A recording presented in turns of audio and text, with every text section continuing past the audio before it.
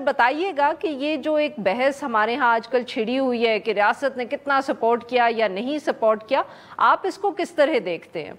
देखें, सपोर्ट जो किया रियासत को या इदारों को लगता है कि अपनी तरफ से बड़ा सपोर्ट किया, लेकिन वो सपोर्ट जो था वो एक एलीट एथलीट को, एक इस लेवल के एथलीट को कि जो ओलंपिक में कम्पीट कर रहा है, उसको सपोर्ट उसके लिहाज से सफिशिएंट नहीं थी। अगर हम कंपैरिजन पर ही आ जाए, और अभी रिसेंटली जो दावा पीएसबी पाकिस्तान स्पोर्ट्स बोर्ड की जानिब से आया है कि हमने कुछ 2 करोड़ 40 लाख रुपए की रकम पिछले चंद सालों में अरशद नदीम को दी, उस 2 करोड़ 40 लाख में से 1 करोड़ 40 लाख की रकम तो वो थी जो अरशद नदीम ने मुख्तलिफ मेडल्स जीते, उसके एवज उसको स्पोर्ट्स पॉलिसी के तहत मिली। चले मान भी लेके 2.5 करोड़ के लगभग, 2.25 करोड़ के लगभग रकम आपने पिछले 4-5 सालों में अरशद नदीम को दी।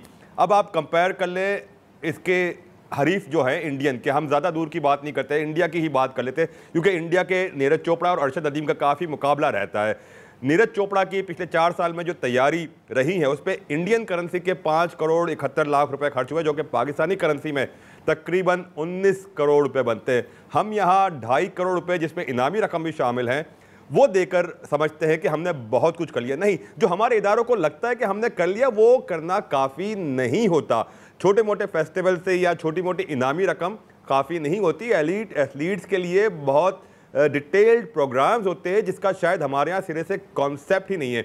अरशद नदीम जीते हैं वो अपनी सेल्फ डिटर्मिनेशन की बेस पे जीते हैं, अपनी विल पावर की बेस पे जीते हैं, अपनी अंतक जो ज़ाती मेहनत है उसकी बेस पे जीते हैं। अगर अरशद नदीम की पूरी इस कामयाबी का अगर हम देखें तो 98% किरदार तो अरशद नदीम का ही होगा, और 2% किरदार आप कह लेके चले किसी और का बनता है। बट अब भी मैं समझता हूं कि गवर्नमेंट ने या इदारों ने वो नहीं किया, उनके दावों के बरक्स उन्होंने वो नहीं किया जो उनको करना चाहिए था, और आगे भी अगर वो इस बुनियाद पर ना करे तो फिर बड़ा सवालिया निशान बनेगा। ये ना कहे कि हमने अरशद नदीम के लिए जो किया उसने मेडल जीत लिया। अरशद ने के लिए जो आपने किया वो काफी नहीं था, आपको दीगर एथलीट्स के लिए और ज्यादा करना है, उससे 4 गुना ज्यादा करना है। उसके बाद आपको तवक्को रखनी है कि पाकिस्तान के एथलीट्स ओलंपिक्स में जाके कुछ कर पाए।